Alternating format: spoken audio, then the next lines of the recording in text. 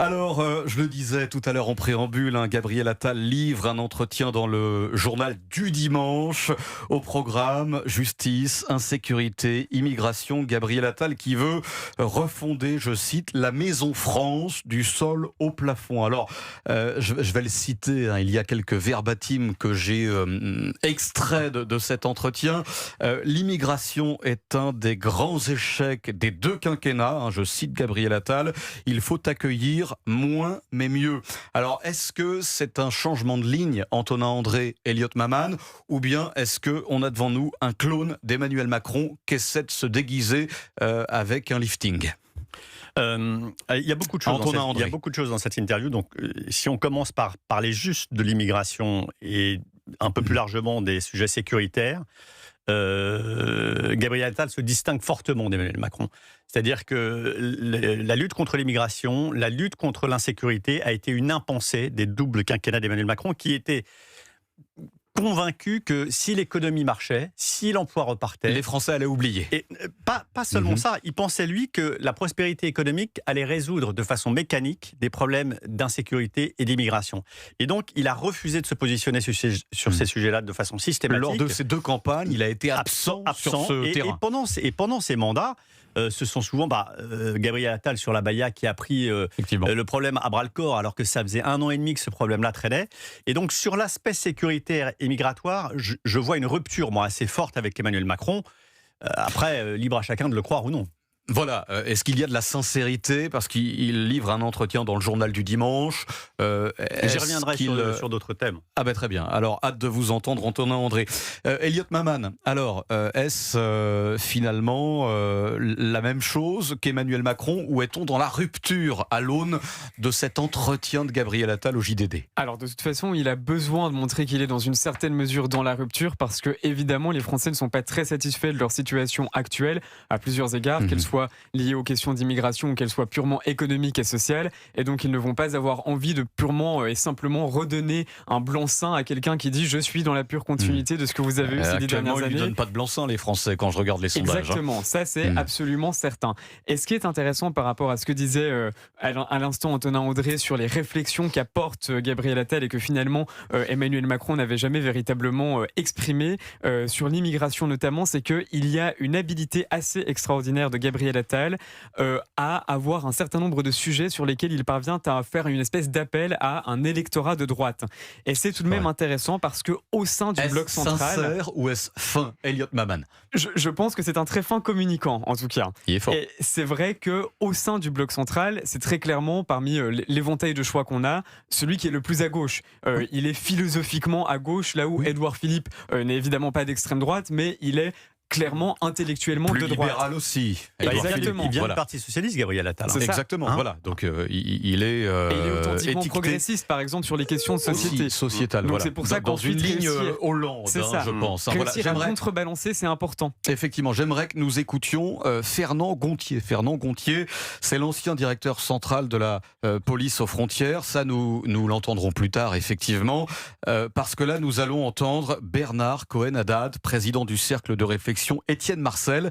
Il a réagi justement à cet entretien de Gabriel Attal dans le JDD et il était hier sur CNews. Je crois que sur le fond, il a raison, les Français ont envie aujourd'hui d'un dégagisme politique. Est-ce qu'aujourd'hui, les Français ont envie d'un dégagisme avec un spoil system complet, c'est-à-dire considérer que la classe politique qui a été au pouvoir ces 15 dernières années ne répond plus à leur attente? La table, faut peut-être pas la casser non plus, faut peut-être la renverser, mais non pas la casser. Ce qui est intéressant, c'est dans quelle mesure Gabriel Attal va quand même conserver ce qui fait le socle des institutions de la Ve République, auquel nous sommes un certain nombre d'être attachés, c'est-à-dire la stabilité ainsi que la répartition des pouvoirs entre le président de la République et le Premier ministre, qui ces dernières années a totalement été gommé par rapport à l'esprit initial des institutions. Antonin André, alors comment vous interprétez cette analyse, donc effectivement, de Bernard Cohen-Haddad? Alors, ce qui est intéressant dans ce que fait Gabriel Attal, mais ce qui n'est pas novateur, c'est qu'il dit « je veux renverser la table ». Donc le spoil system, c'est-à-dire en gros, vous virez tous les directeurs d'administration quand vous arrivez au pouvoir, de façon à les remplacer et avoir des gens qui sont en ligne avec votre politique. Parce que quand vous votez des lois, il faut qu'elles soient appliquées. Et souvent, les directeurs d'administration centrale freinent les cas de fer. Tout à fait. Voilà. Donc, et ce spoil system, Emmanuel Macron lui-même avait envisagé, l'avait même annoncé pendant sa campagne, il voulait le mettre en place. Il ne l'a pas fait. De la même façon, la réforme institutionnelle qui consiste à réduire le nombre de parlementaires, par exemple, qui est aussi un sujet très populaire. Et je mettrais dans le même panier son envie de faire partir volontairement 100 000 fonctionnaires. Hein. Voilà. Alors, c'est très populaire comme idée. C'est-à-dire, on va réduire le nombre de parlementaires parce qu'on montre à l'opinion publique que les parlementaires sont des nantis qui c'est un peu gilet jauniste aussi comme argument. La réduction du nombre de fonctionnaires. J'ai envie de vous dire, à chaque campagne présidentielle, on a ce genre de proposition. Nicolas Sarkozy voulait réduire le nombre d'échelons territoriaux. Il n'a pas pu aller au bout de sa réforme. Emmanuel Macron voulait faire le spoil system à la française. Il n'a pas réussi. Voilà. Donc, ça fait partie, de la doxa d'une campagne présidentielle, que Gabriel Attal veuille montrer une radicalisation très forte pour dire aux gens, je vais vraiment changer le système, parce que le système est à bout de souffle. On est libre de le croire ou non, l'histoire montre que la mise en pratique est souvent beaucoup plus compliquée et que bien souvent, ces grandes réformes ambitieuses ne voient jamais le jour. Oui, effectivement, parce que moi je me souviens aussi lors de la campagne de 2017, celle d'Emmanuel Macron, où Emmanuel Macron avait voulu remettre en cause le statut de fonctionnaire pour certains domaines de la fonction publique. Je vais citer Emmanuel Macron, c'était dans la maison d'en face, dans le 15e arrondissement. C'était effectivement, il nous disait... est-ce qu'un balayeur doit avoir un emploi à vie dans la fonction publique? Je le cite, Emmanuel Macron, attention, hein, je ne fais que citer.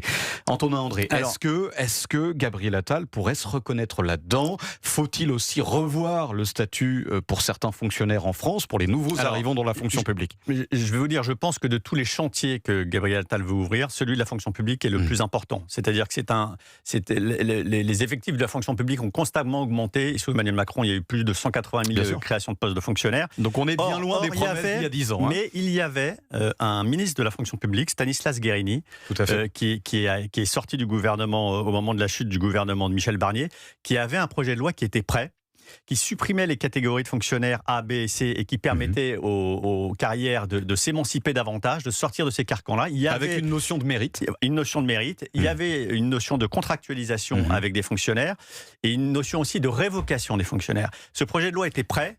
Il n'a jamais vu le jour. Ça a fait un tollé. Et c'est pas que ça a fait un tollé, c'est qu'il n'a pas pu aller au bout parce qu'il y a eu un changement de gouvernement et que par ailleurs, évidemment, ça aurait déclenché une ire syndicale qu'il aurait été difficile. Mais simplement, réformer le pays, parfois, il faut en passer aussi par les grands conflits sociaux.